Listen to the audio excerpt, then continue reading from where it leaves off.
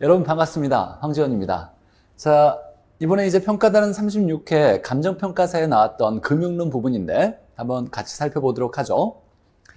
자, 첫 번째 부동산 금융에 대한 설명으로 옳은 것은 이라고 나왔는데, 자, 영모기지는 우리가 일반적으로 이제 모기지로는 주택담보대출을 모기지론이라 하죠. 근데 이제 일반적인 모기지로는 주택을 담보로 대출을 받아서 갚아 나가죠. 그러면 이제 만기로 갈수록 잔금이 줄어드는 형태를 가지고 있는데, 자, 영모기지는 대출을 받았는데 이 대출을 한 번에 받고서 갚아 나가는 게 아니라 주택을 담보로 잡히고 매월 생활비로 대출을 받아내는 거예요. 그리고 이제 만기 갔을 때 만약에 종신형이라면 돌아가셨을 때 담보 잡힌 주택을 처분해서 갚는 거죠. 그러면 매월 생활비로 대출을 받아나가니까 만기로 갈수록 대출금이 늘어나는 형태를 갖겠네요. 그래서 영모기지는 주택담보를 잡고서 한 번에 대출을 받아서 갚아나가는 게 아니라 매월 생활비로 대출을 받아나가는 방식이니까 연금식으로 대출을 받는 거죠.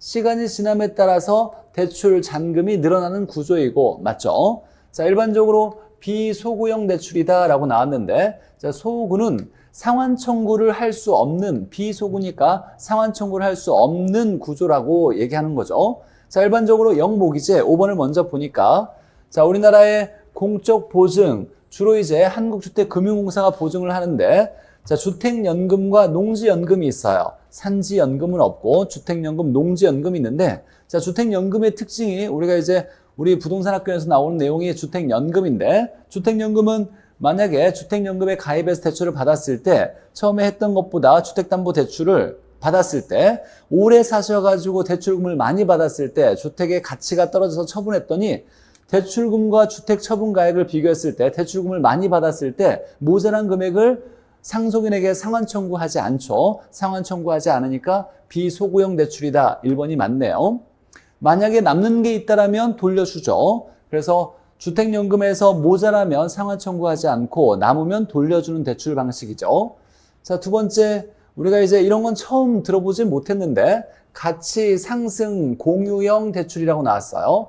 자, 가치 상승을 공유한다라는 건데, 자, 여기서 보니까 담보물의 가치 상승, 만약에 부동산을 담보로 잡혔을 때 담보물의 가치 상승 일부분을 대출자가 사전에 약정에서 차입자에게 이전하기로 하는 것이 아니라, 자, 저기 가치 상승을 공유한다고 나왔으니까 가치가 올라간 만큼을 차입자와 대출자가 공유해 나가는, 그래서 공유하기로 약정한 대출을 가치 상승 공유형 대출이라 그래요. 이건 사실 중요한 지문은 아니고 이런 건 답으로 우리 시험에 나올 가능성은 거의 없고, 일단 가장 중요한 건 영모기지는 시간이 지날수록 잔금이 늘어난다. 그리고 주택연금과 농지연금이 있다. 우리한테 중요한 건 주택연금이죠. 얘는 비소구형 대출이다. 모자라면 상환 청구하지 않는다가 중요하죠. 자, 3번을 보니까 기업 구조조정을 촉진하기 위해서 기업 구조조정, 부동산 투자회사, 이걸 우리가 리츠라 그러죠. 리츠. 자, 기업 구조조정, 리츠. 기업이 구조조정할 때 가지고 있는 부동산을 현금화해서 기업이 구조조정하는 걸 도와주는 역할을 하는 거죠. 대하여는 현물 출자 자산 구성 최저 자본금을 제한하는 규정이 있지요. 자, 없다가 아니라 있죠. 현물 출자에 대한 규정은 설립할 때는 현물 출자가, 설립 시에는 현물 출자가 불가능하다라는 규정이 있고, 최저 자본금을 갖춘 후에 현물 출자가 가능하죠.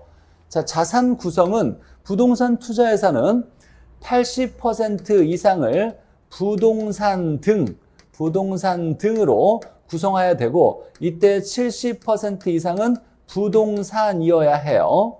자, 이렇게 자산 구성에 대한 규정이 있죠. 중요한 건 80% 이상은 부동산 등이 나와야 되고, 부동산 관련 증권 또는 현금 등으로 구성돼야 되고, 이때 70% 이상은 부동산이어야 되죠. 자, 최저자본금은 부동산 투자회사의 최저자본금은 70억, 50억이니까 기업 구조조정은 50억 이상의, 자, 자본금을 마련해야 된다라는 규정이 있죠. 자, 그래서 이런 것들에 대한 규정이 있다라고 나와야죠. 여기서 이제 규정이 없다라고 예외적인 것은 뭐냐면 주식에 대한 제한이에요. 자, 기업이 구조조정을 도와주니까 기업 구조조정 리츠는 주식 제한을 두지 않아요. 이 주식 제한 규정이 예외적으로 제한을 두지 않는다. 주식 제한을 두지 않는다라고 나올 수 있겠네요. 이 주식 제한의 대표적인 두 가지가 1인 소유 한도가 50%를 초과할 수 없다. 그리고 일반인에게 청약하고 공모해야 되는 것이 2년 이내에 30% 이상을 일반인에게 청약해야 되는 주식 제한. 1인 소유 한도 주식 제한 없다. 50%를 초과할 수 없고 일반인에게 공모하는 거, 일반 공모 제한, 즉 2년 이내에 30% 이상을 일반인에게 청약해야 되는 주식 제한을 두지 않는다. 이것만 예외적으로 기업 구조조정은 주식 제한을 두지 않죠. 자, 4번에 부채금융은 우리가 이제 금융의 성격에 따라서 지분금융은 내 재산을 팔아서 자금 조달하는 거고 부채금융은 빌려서 자금을 조달하는 거죠. 자, 대출이나 회사채, 채권을 발행했다는 건 돈을 빌렸다는 걸 의미하는 거예요. 통해서 타인 자본을 조달하는 방법으로 자, 여기까지는 맞는데 자, 저당 담보부 증권 MBS 이건 부채금융이 맞는데 조인트 벤처는 이건 지분금융이죠. 우리가 대표적으로 지분금융은 반드시 외워야 돼요. 자, 지분금융에 우리가 암기 코드로 리조신 공사 펀드 이렇게 암기했어요. 자, 리츠 부동산 투자회사, 조인트 벤처, 신디케이트, 공모 사무에 의한 증자, 부동산 펀드 이건 대표적으로 지분금융이죠. 반드시 지분금융을 외워야죠. 자, 이렇게 지분금융이 있고 또 부채금융이 나머지인데 부채금융과 지분금융의 중간 형태를 띠고 있는 메자닌금융이라는 게 두 가지가 있어요. 외워야죠. 전환사채, 신주인증거푸 사채는 이건 메자닌금융이고 자, 그 다음에 리조신 공사펀드는 이건 지분금융, 나머지는 모두 다 부채금융이라고 구분 지을 수 있어야 돼요. 자, 그래서 1번에 옳은 것은 1번이죠. 영모기지, 대표적으로 주택연금이죠. 주택연금 대출. 자, 두 번째, 부동산 증권에 대한 설명으로 옳지 않은 거. 자, 우리가 이제 간단히 한번 정리해보면 부동산 증권 MBS가 네 종류가 있어요. MBS의 종류가 MPTS, MPB, 그 다음에 MPTB, CMO 이렇게 네 가지가 있는데 일단 기본적으로 MPTS는 지분형 증권이고 나머지 MBB, MPTB, CMO는 채권형이에요. 얘는 지분형이고 지분형 증권이고 얘는 주택저당 증권을 얘기하는데 다 증권들인데 얘는 지분형이고 얘는 채권형인 거예요. 채권형. 자, 그 중에 MPTB와 CMO는 채권형 중에 혼합형이죠. 혼합형. 이때 우리가 위험과 권리를 누가 가지고 있느냐 이게 가장 우리 시험 문제에 주로 나오는 내용이죠. 이런 내용이 나오면 틀리면 안 돼요. 자, 우리가 이제 원조와 채소가 있는데 원조, 채소 이렇게 있을 때 원조가 같이 다니고 채소가 같이 다녀요. 원리금 수취권, 조기 상환 위험, 채무 불이행 위험, 저당 채권의 소유권 이렇게 같이 다닐 텐데 자, MPTS는 모두 다 투자자가 가져가고 MBB는 모두 다 발행자가 갖고 자, MPTB와 CMO는 얘는 혼합형이니까 반반씩 나눠 갔는데 채소를 발행자가 가져요. 그래서 채소밭이라고 하면서 우리가 암기했어요. 즉 채무 불이행 위험과 저당 채권의 소유권은 발행자가 갖고 그 다음에 원조는 투자자가 이렇게 갖는 형태예요. 주로 이제 시험 문제 좀 어렵게 낸다라면 이게 많이 나오고 보너스로 나온다라면 이런 게 나오겠네요. MPTS는 모두 다 투자자, MBB는 모두 다 발행자가 갖는다. 자, 보죠. MPTS는 지분을 나타내는 증권으로 지분형 증권으로 유동화 기간에 부채로 표기되지 않는다. 맞죠? 자, 우리가 채권을 발행한다는 건 돈을 빌렸을 때예요. 그래서 유동화 기관은 한주금을 얘기하는데 한국주택금융공사를 얘기하는데 얘가 부채로 표기된다는 건 채권을 발행했을 때, 채권형을 발행했을 때 부채로 표기되고 MPTS는 얘는 지분형이니까 돈을 빌린 꼴이 아니라 그냥 다 판 꼴이에요. 그래서 부채로 표기되지 않는다. 부채로 표기되는 경우는 채권형 증권을 발행했을 때 한주금의 부채로 표기되는 거고 자, 사실 중요한 건 얘라기보다는 지분형 증권이니까 부채로 표시되지 않는 거예요. 중요한 건 지분형 증권이다. 얘가 중요한 거고. 자, CMO는 동일한 저당풀에서 상환 우선순위와 만기가 다양한 다양한 계층의 증권을 발행할 수 있다. 맞죠? 우리가 CMO를 다계층 증권이라 하죠. 얘를 다계층이라고 하고 다계층 증권이니까 우리가 계층을 트렌치라고 하죠. 다양한 계층, 다양한 트렌치의 증권들로 구성되어 있다. 자, CMO는 차입자의 채무 불이행에 따른 위험과 그 다음에 조기 상환에 따른 위험을 모두 투자자가 부담한다라고 나왔는데, 자, MPTB와 CMO는 채소를 발행자, 원조를 투자자가 가지니까 채무 불이행 위험은 발행자가 갖고 조기 상환 위험은 투자자가 갖는 거예요. 그래서 채무 불이행에 따른 위험은 발행자가 부담하고 그 다음에 조기 상환에 따른 위험은 투자자가 부담하니까 모두 투자자가 아니네요. 자, 하나는 발행자, 하나는 투자자가 갖는 거죠. 그래서 3번이 틀렸고, 자, MPTB는 MPTS와 MBB의 혼합형이다. 맞아요, 혼합형. 여기 MPT와 MBB의 B를 합쳐서 MPTB라고 하는 거죠. 혼합형 채권이다. 맞죠? 자, MBB는 주택자당 차입자의 채무 불이행이 발생하더라도 라고 나왔는데, 자, MBB에 대한 원리금을, 이건 수익인데 이 수익을 발행자가 투자자에게, 발행자는 한주금이 되겠네요. 한국주택금융공사 한주금이 투자자에게 지급하여야 한다. 이 내용은 뭐냐면 채무 불이행 위험을 누가 갖느냐라는 거예요. MBB는 모두 발행자가 가지니까, 자, 모든 위험을 발행자 한주금이 가져요. 그러면 차입자가 돈을 안 갚아서 빌려줘서 돈을 갚아서 원리금을 받아서 이제 건너 투자자에게 넘어가는데, 차입자가 만약에 채무를 이행하지 않더라도 모든 위험을 발행자가 갖는다는 것은 투자자에게 돈을 더 수익을 줘야 된다를 얘기하는 거예요. 그래서 MBB에 대한 원리금 수익을 발행자가 투자자에게 지급해야 한다가 맞는 거예요. 즉 모든 위험을, 이 채무 불이행 위험을 누가 가지니까 발행자인 한주금이 위험을 부담하니까 차입자가 돈을 안 갚아도 이 발행자인 한주금은 투자자에게 돈을 줘야 된다. 자, 그럼 만약에 MBB가 아니라 MPTS라고 한다면 MPTS는 모든 위험을 투자자가 가지니까 이 경우에는 MPTS로 바꾼다면 차입자의 채무 불이행이 발생했을 때 MPTS에 대한 원리금을 발행자가 투자자에게 지급할 필요가 없다 이렇게 되겠네요. 자, MPTS는 발행자가 투자자에게 지급할 필요가 없는 거예요. 차입자가 돈을 안 갚았을 때. 왜냐하면 모든 위험을, 채무 불이행 따른 위험을 이건 투자자가 갖고 MBB는 발행자가 위험을 가지니까 차입자가 돈을 안 갚아도 발행자가 투자자에게 돈을 지급해야 한다 이렇게 되는 거예요. 위험을, 채무 불이행에 따른 위험을 발행자가 가지니까 그런 거죠. 자, 근데 이렇게 어려운 내용이 좀 있지만 사실 항상 우리 문제에서 주로 답으로 나오는 것은 이거예요. 어떤 권리와 위험을 누가 갖느냐? 가장 중요한 건 얘예요. 이렇게 나왔을 때 이걸 틀리면 절대로 안 돼요. MPTS는 모두 다 투자자, MBB는 모두 발행자, MPTB와 CMO는 채소는 발행자, 채소 밭, 원조는 투자자 이렇게 나눠서 갖는다. 혼합형이니까. 자, 3번에 부동산 신탁에 있어서 자, 관리와 처분을 부동산 신탁회사에 신탁한 후 여기서부터예요. 자, 신탁 계약을 하면 소유권을 넘길 때 수익 증서를 받아요. 이 수익 증서가 경제적 가치가 있죠.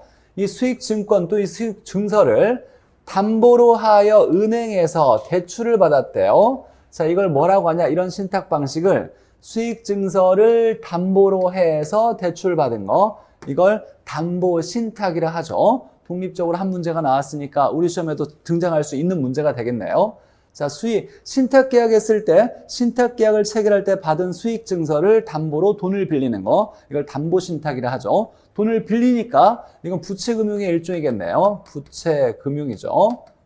다시 한번 정리하면 지분금융은 리조신공사 펀드, 부채금융과 지분금융의 혼합일 중간적 성격을 가지고 있는 메자닌 금융은 전환사채, 신주, 인수권부 사채 이렇게 두 가지가 있고 나머지는 다 부채금융이죠.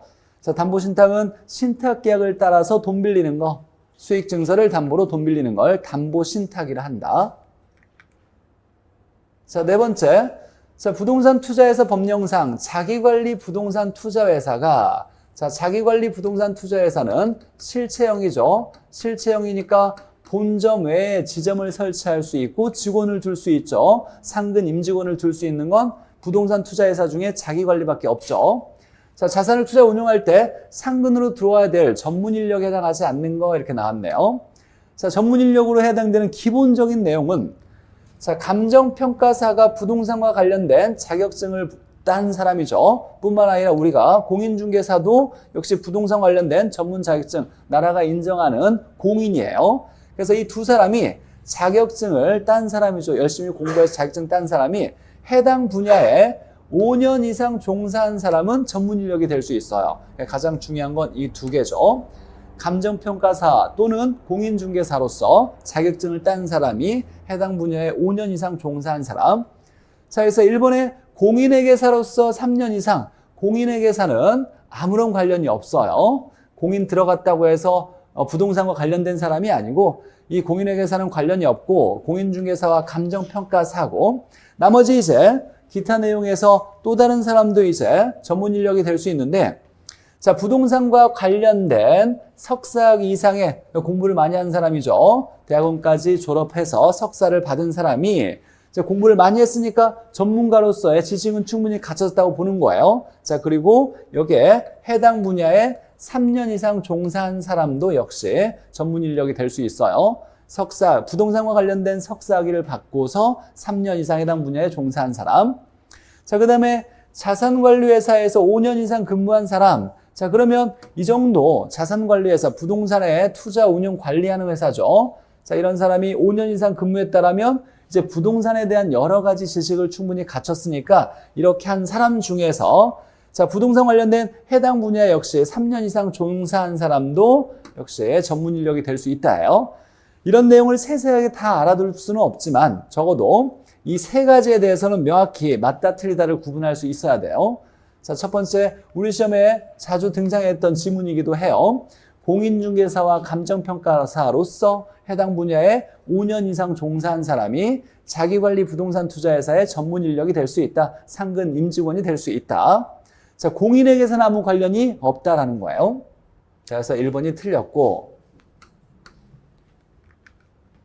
자, 5번에 이제 저당대출의 상환 방식에 대한 설명으로 옳은 거. 자, 원금 균할, 원금 균등 방식의 경우 자, 원리금의 합계가 매기 동일하다 그랬는데 원금 균등은 원금을 똑같이 갚는 거죠. 그래서 원금을 똑같이 갚는데 얘가 원금이라고 했을 때 만기로 갈수록 이자는 언제나 줄어드는 거죠. 이자가 이렇게 줄어들 거니까 줄어드는 건 이자. 그러면 원리금은 줄어드는 거죠. 원리금 합계가 매기 동일하다가 아니라 만기로 갈수록 줄어든다 이렇게 나와야죠. 이자가 줄어든 만큼 원리금도 줄어든다. 자, 원리금 균등의 경우 원리금이 똑같다는 거네요. 초기에는 원리금에서 이자가 차지하는 비중이 높으나 이렇게 나왔어요. 자, 그럼 원리금 균등을 한번 보면 자, 이렇게 됐을 때 만기로 갈 때 이만큼이 원리금이라 해보죠. 자, 원리금이 똑같은데 이때 매기마다 만기로 갈수록 줄어드는 건 언제나 이자가 줄어들어요. 그래서 얘가 이렇게 될 때 줄어드는 건 이자가 줄고 늘어나는 건 원금이 늘어나겠네요. 자, 그러면 초기에 원리금에서 이 전체 원리금에서 이자가 차지하는 비중이 높으나 라고 맞죠? 원금을 상환해 가면서 만기로 갈수록 원리금에서 이자가 차지하는 비중이 줄어든다. 만기로 갈수록 원리금에서 이자가 차지하는 비중이 점점 줄어들고 있죠. 맞는 얘기네요. 원리금 균등에서 점점 이자가 줄어드니까 초기에는 이자가 크고 많이 냈고 만기로 갈수록 점점 갈수록 이자가 줄어들더라를 얘기하는 거죠. 2번이 맞고 언제나 만기로 갈수록 이자는 다 줄어든다 그랬죠. 자, 3번에 대출 채권의 듀레이션 이걸 뭐 정확히 알기보다는 여기에 평균 회수 기간인데 원금 회수 기간을 얘기하는 거예요. 원금을 회수하는 기간이 자, 초반에 원금을 많이 내는 것이 원금 균등 방식이죠. 그래서 정확히 알기보다는 우리가 평균 회수 기간은 대출 채권의 듀레이션은 원금 회수 기간이라고 보면 되고 자, 원금 균등 방식이 초기 원금을 많이 내니까 원금 회수에 가장 유리한 방식이 원금 균등 방식이에요. 그러면 원리금 균등 방식 얘가 주어고 원금 균등 방식보다 짧다가 아니라 길다라고 나와야죠. 자, 원금 균등 방식이 초기에 원금을 많이 내니까 원금 회수 기간이 짧을 거예요. 좀 더 빠른 시간 내에 원금을 회수할 수 있을 거예요. 그래서 원금 균등 방식이 짧고 원리금 균등 방식은 길다라고 나와야죠. 얘가 짧다가 아니라 길다. 얘가 좀 열이 받았나 보네요. 길다라고 나와야죠.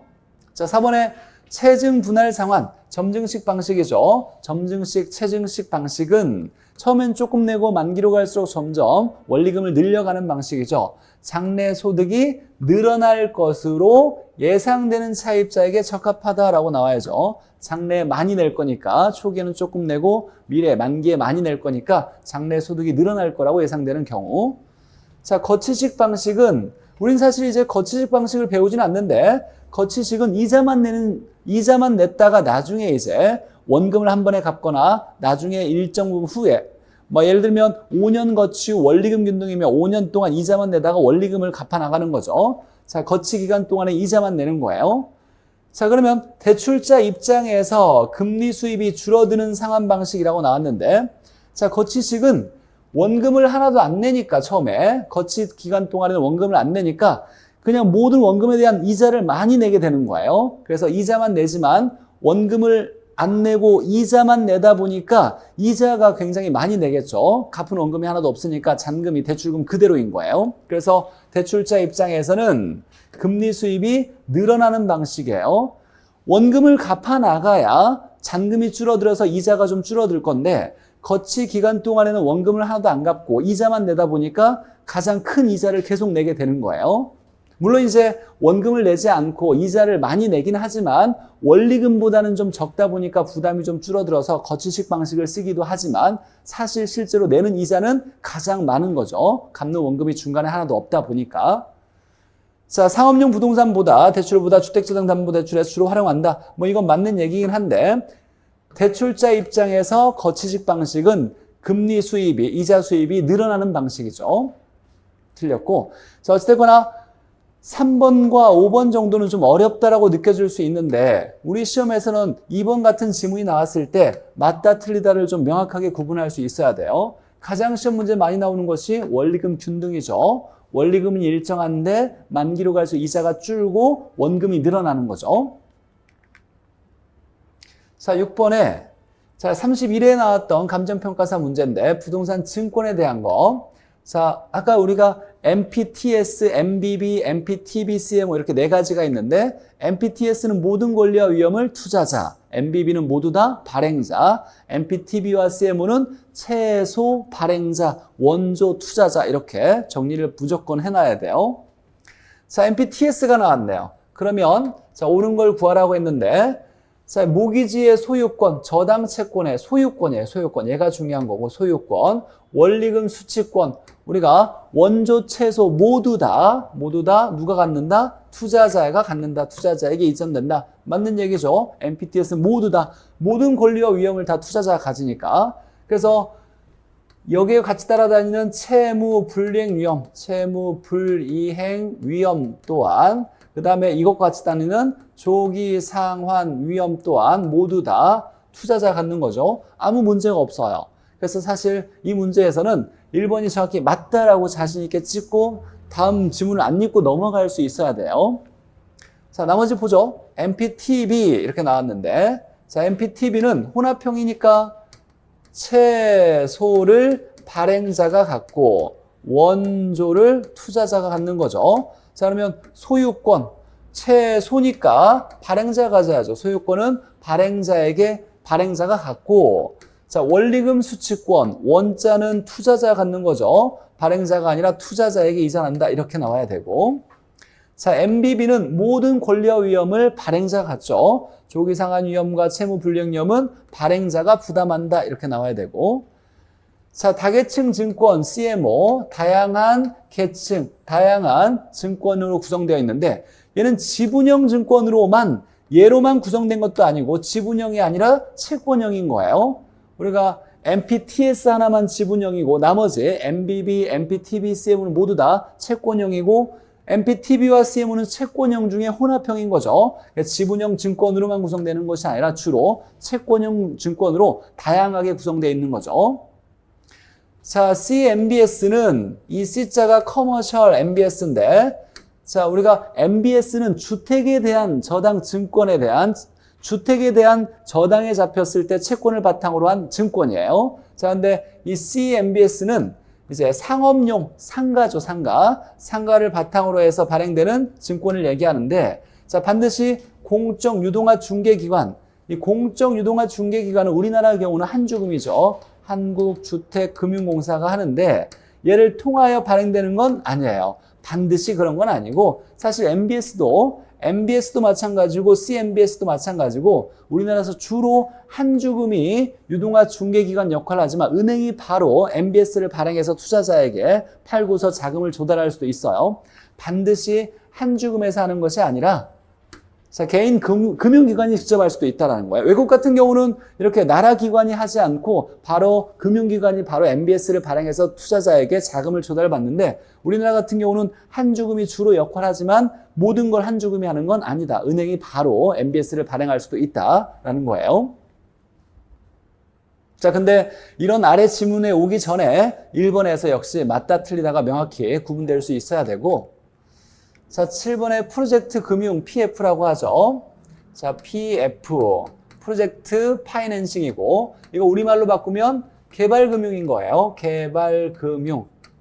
토지는 가지고 있는데, 건물 지을 돈이 없다 보니까 대출을 받는데, 부동산을 담보로 대출을 받는 것이 아니라, 이 개발 사업을 하면 미래에 돈을 벌 것이 확실하다. 그러니까 미래 돈 벌 수익을 바탕으로 해서 돈 빌려달라. 이걸 우리가 장래 현금 흐름을 담보로 하여 돈 빌리는 거죠. 자, 프로젝트 금융은 뭔가 좀 복잡한 구조를 띠고 있어요. 사업주가 프로젝트 회사를 만들어서 은행으로 돈 빌리고 이 프로젝트 회사 이름으로 시공사와 계약을 하고 자금이 수익이 나오면 이 에스크로우 계좌에 놓고서 자금을 이제 나눠 갖는 거죠. 이때 사업주의 개발에 따른 이익은 맨 나중에 가져간다. 이런 특징을 가지고 있는데 보죠. 옳지 않은 거. 자, 사업 자체의 현금 흐름을 근거로 자금을 조달하고 이걸 담보로라는 말을 쓰죠. 담보로 자금을 조달한다. 사업 자체는 프로젝트 자체예요. 프로젝트의 현금 흐름, 미래 현금 흐름이죠. 이 현금 흐름 당연히 돈을 벌 걸 얘기하는 거예요. 미래의 수익을 담보로 자금을 조달하고 자, 돈을 빌렸을 때 갚아나가는 원리금 상환도 누가 가지고 있는 자산을 근거로 갚아나가는 게 아니라 이게 개발 사업이 잘 돼서 나오는 수익을 바탕으로 이 수익에서 원리금을 갚아나가는 거예요. 그래서 수익이 발생하면 위탁 계좌에 놓고 에스크로우 계좌에서 첫 번째 원리금을 상환하고 두 번째 시공사에 공사비를 충당하고 마지막에 사업주가 이익으로 가져가는 거죠. 원리금 상환도 해당 사업 프로젝트죠. 해당 사업 프로젝트의 현금 흐름에 근거한다. 맞아요. 자, 두 번째, 사업주의 입장에서는 비소구 금융 또는 제한적 소구. 이제 원칙은 비소구인데 현실적으로는 제한적 소구를 하죠. 이 소구는 상환 청구 소송을 얘기하는 거예요.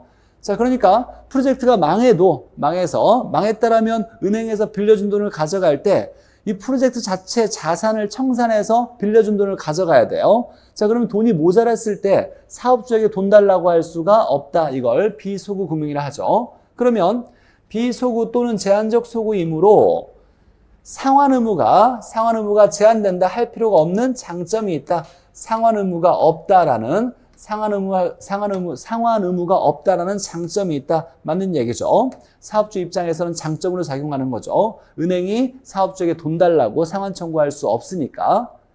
자, 부의 금융이므로 부의 금융에 의해서 즉 장부 외 금융이에요. 자, 얘는 장부 외적인 금융이다 보니까 부채의 기록이 남지 않는다. 부채의 기록이 남지 않는다라는 특징이 있는데 부채 기록이 없대요. 그래서 돈을 더 빌릴 수 있는 능력, 채무 수용 능력이 커지는 장점이 있는 건 은행 입장에서가 아니라 사업주 입장에서죠. 그래서 비소구 금융과 부의 금융은 사업주 입장에서 장점인 거예요. 사업주는 상환할 의무가 없다라는 것이 비소구 금융이고 사업주 입장에서 부채 기록이 남지 않다 보니까 돈을 더 빌리는데 아무 문제가 없더라라는 거죠. 그래서 기억해야 될 것은 부외금융과 비소구금융은 사업주 입장에서 장점으로 작용한다. 중요한 얘기죠. 부외금융과 비소구금융은 사업주 입장에서 장점이다. 자, 금융기관의 입장에서는 금리와 수수료 수준이 높아서, 맞죠? 즉 부동산 담보대출도 아니고 미래에 돈 벌 걸 담보로 돈을 빌렸으니까 금리가 높아야죠. 위험이 크니까. 일반적으로 기업금융보다 높은 수익을 얻을 수 있는 장점이 있다. 맞는 얘기고. 자, 복잡한 계약에 따른 사업의 지연과 이해 당사자 간의 조정의 어려움은 사업주와 금융기관의 모두에게 단점으로 작용한다. 맞죠? 복잡한 계약에 따른 사업의 지연이 일어날 수 있고 이해 당사자 간 조정이 필요할 수도 있어요. 즉 사업주, 프로젝트 회사 이름으로 은행에 돈 빌렸고 이 프로젝트 회사 이름으로 시공사가 계약했고 수익을 에스크로 신탁 계좌에 맡겨서 에스크로 계좌로 관리되고 이걸 나눠 갖는 거죠. 이해관계자가 많다 보니까 사업이 지연될 수 있어요. 또 예를 들어서 뭔가 문제가 생겼을 때 새로운 계약을 다시 다 하거나 동의를 얻어야 되니까 지연될 수도 있고 조정이 어려울 수도 있겠네요. 이런 단점이 있다. 그래서 일반적으로 프로젝트 금융은 장기로 일어날 수 있어요. 장기로. 시간이 좀 오래 걸릴 수 있더라라는 거예요. 개발 금융이지만 장기로 일어날 수 있는 것이 프로젝트 금융이고. 자, 8번에 고정금리 대출과 변동금리 대출에 대한 설명으로 옳은 것은 이라고 나왔는데 자, 예상치 못한 인플레이션이 발생할 경우라고 나왔는데 자, 인플레이션이 발생하면 화폐 가치가 하락하니까 현금 수입자는 불리한 거예요. 현금 수입자는 불리한 입장에 놓인다. 자, 그러면 현금 수입자는 누구냐면 현금으로 수익을 보는 사람인데 우리 학교에서 중요한 사람이 은행이죠. 금융기관과 임대인이에요. 이 사람들은 현금 수입자인데 돈을 받았으나 돈의 가치가 떨어지니까 불리한 입장에 놓이게 돼요. 그래서 대출기관에게는 손해가 발생하는데 이럴 때 대출기관의 유리한 유형은 언제나 고정금리가 아니라 변동금리 대출이죠. 굉장히 중요한 암기 코드가 있었어요. 코기가 변대유, 코기가 변대유 이렇게 고기가 변했대요 이렇게 암기했는데 자, 언제나 대출자에게 유리한 방식은 변동금리예요. 변동금리. 변동금리는 코픽스라는 기준금리에다가 가산금리를 더해서 변동금리가 된다. 꼭 암기해서 시험문제 나오면 틀리면 안 되겠네요. 코기가 변대유. 대출자에게 유리한 방식은 언제나 변동금리다. 자, 위험한 상황이 오면 금리를 올려서 위험을 차입자에게 떠넘길 수 있다는 얘기죠. 위험을 차입자에게 전가시킬 수 있어서 대출자에게 유리한 것은 변동금리. 자, 일반적으로 대출일의 기준시에 이자율은 변동금리 대출이 고정금리보다 높다가 아니라 고정금리가 높아야 돼요. 자, 변동금리는 나중에 금리를 올릴 수 있지만 고정금리는 나중에 금리를 올릴 수 없으니까 처음에는 좀 더 높게 잡는 것이 일반적이에요. 그래서 변동금리 대출이 얘보다 낮다라고 해야죠. 고정금리가 초기에 실행 시점에서 금리가 높은 게 일반적이에요. 자, 3번에 시장 이자율 하락 시 중요한 문구죠. 자, 고정금리 차입자의 입장에서 내가 고정금리로 대출받은 금리가 5%인데 시장 금리가 낮아져서 만약에 2%로 내려갔다. 그러면 차입자는 지금 돈 빌리면 2%로 새롭게 대출을 받을 수 있다는 얘기예요. 그러면 5%로 고정금리로 대출을 하고 있는 차입자 입장에서는 2%로 갈아탈 수 있는 거죠. 그럼 조기 상환해서 다른 대출로 갈아탈 거예요. 그래서 시장 이자율의 하락 시 고정금리 대출을 실행한 대출기관은 또는 차입자는 고정금리의 차입자는 어떻게 일어나냐면 차입자는 조기 상환을 할 거예요. 조기 상환해서 재융자 다른 걸로 갈아타려고 할 거고 그럼 대출기관은 조기 상환에 따른 위험을 부담하게 되겠네요. 위험이 커진다. 이게 맞죠? 자, 3번 중요한 지문이죠. 자, 옳은 것은 3번이겠네요. 시장 이자율이 하락할 때, 즉 고정금리로 대출받은 차입자가 5%로 이자를 내고 있는데 시장 이자율이 낮아져서 2%로 떨어졌다라면 갈아타야 되니까 조기 상환해야 되겠죠. 그래서 차입자는 조기 상환하고 대출자는 조기 상환에 따른 위험에 처한다. 그래서 언제나 조기 상환이 나와야 되는 것은 시장 이자율이 대출 이자율보다 낮을 때, 하락할 때. 자, 4번 보죠.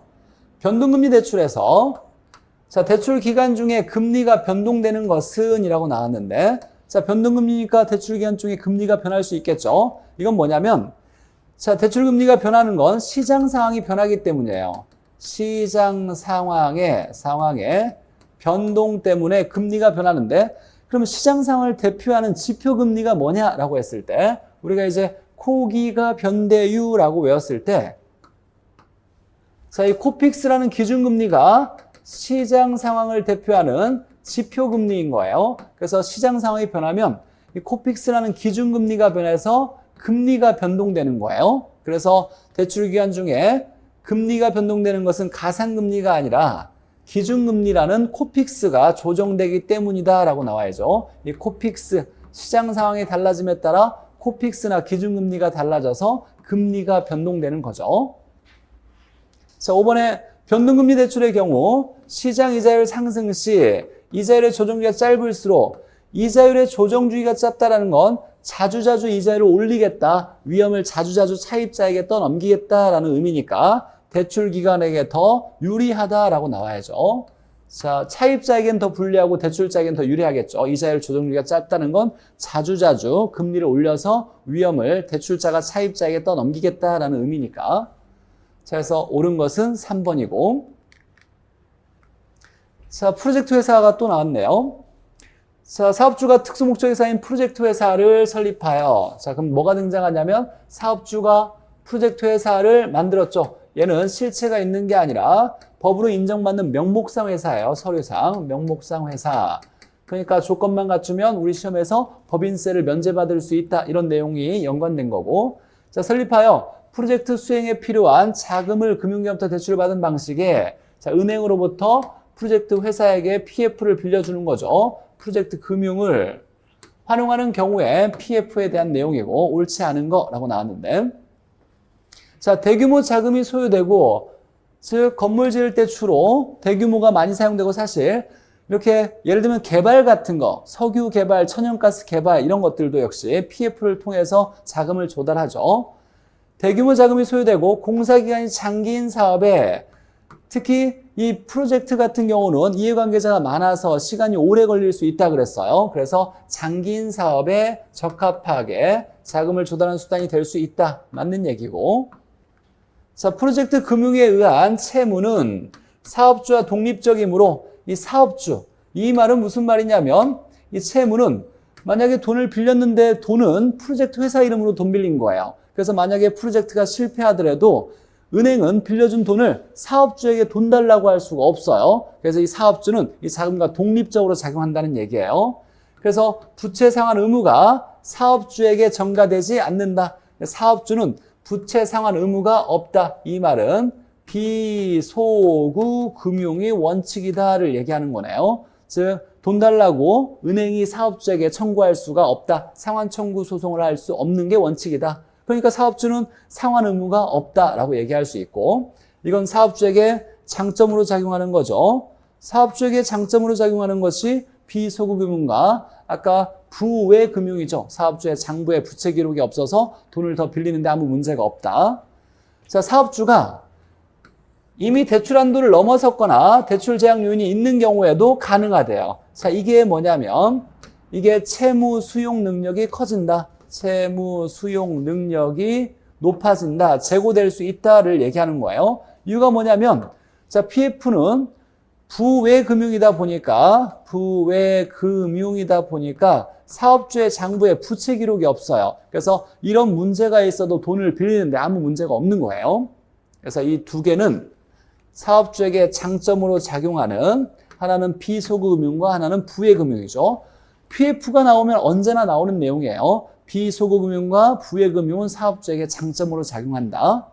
자, 4번에 해당 프로젝트가 부실화되더라도 대출기한 은행은 채권회수에 영향이 있다죠. 무슨 얘기냐면 프로젝트가 만약에 실패해가지고 부실화되어서 이게 실패했다라면 은행은 빌려준 돈을 프로젝트 자체 자산을 청산해서 받아낼 수 있는데 모자란다라면 사업주에게 돈 달라고 할 수가 없어요. 그러면 돈을 다 못 받을 수 있으니까 은행도 부실화될 수 있겠네요. 그래서 프로젝트가 부실되면 은행도 대출기관도 부실화될 수가 있다. 채권 회수에 영향이 있다라고 나와야죠.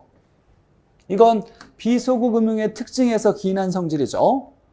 자, 이번에 프로젝트 회사는 법률적 경제적으로 완전히 독립적인 회사이지만 이해 당사자 간의 이견이 있을 때, 다른 의견이 있을 때 사업 지연을 초래할 수 있다. 맞죠? 여러 이해 관계자가 많아서 이해 조정이나 사업 지연이 초래될 수 있어서 장기에 적합한 대출 방식이죠. 자, 틀린 건 4번. 자, 이 지문은 우리 시험에서도 여러 번 나왔던 거죠. 프로젝트가 부실화되면 은행도 부실화될 수 있다. 자, 10번에 부동산 증권. 역시 계속 매년 나오고 있는 거네요. MPTS, MBB, MPTB, CMO. 자, 누가 권리와 위험을 갖는지 이건 분명히 잘 정리해놔야 된다 그랬죠. 자, ABS는 자, 우리가 이제 배운 건 MBS인데 여기 이제 한번 비교해보죠. 1번과 3번을 비교했을 때 MBS, ABS가 있는데 자, MBS는 금융기관 등이 주택자금을 대출하고 취득한 주택저당 채권, 이걸 모기지라 그러죠. 모기지. 은행이 돈을 빌려주고 받은 저당권과 채권이 합쳐진 이 모기지를 유동화 전문회사 등이 양수하여 유동화 전문회사는 우리나라 같은 경우는 주로 한주금이 하는 거죠. 한국주택금융공사가 이 모기지를 사들여서 MBS를 발행하는 거죠. 이걸 모기지를 사서 이를 기초로 하여 발행하는 증권, 이 증권이 MBS죠. 이 MBS를 의미한다. 자, 이게 우리가 배웠던 거네요. 즉 MBS는 은행이 대출을 해주고 받은 저당 채권, 이 모기지를 한주금이 사서 이걸 기초로 발행하는 증권을 주택저당 증권이라 하고, 자, 이 M자가 모기지를 얘기하니까 주택저당 채권인데 이 모기지라는 건 주택담보대출에서 발생하는 주택저당 채권을 얘기하는 거예요. 그래서 주택에 대한 얘기인데 이 A라는 건 에셋의 약자예요. 그럼 경제적 가치가 있는 자산, 모든 자산을 근거로 해서 발행되는 증권을 ABS라 그래요. 자, 그래서 금융기관 및 기업이 보유하고 있는 대출 채권, 가지고 있는 매출 채권, 저당 채권 또는 등의 보장되는 자산을 담보로, 그러니까 경제적 가치가 있는 여러 개의 자산을 담보로 발행되는 증권을 ABS라고 한다는 거예요. 즉 주택저당 채권을 바탕으로 해서 발행되는 건 MBS, 경제적 가치가 있는 매출 채권이나 대부분의 다른, 이건 부동산은 꼭 주택을 얘기하는 것이 아니라 상가, 공장, 토지 등에 해당되는 저당 채권 등이에요. 이걸 바탕으로 발행되는 건 ABS라고 한다라는 차이고. 자, 근데 이런 거에 대해서 답으로 나올 확률은 적고 사실 권리와 위험을 누가 갖느냐 이게 가장 중요하죠.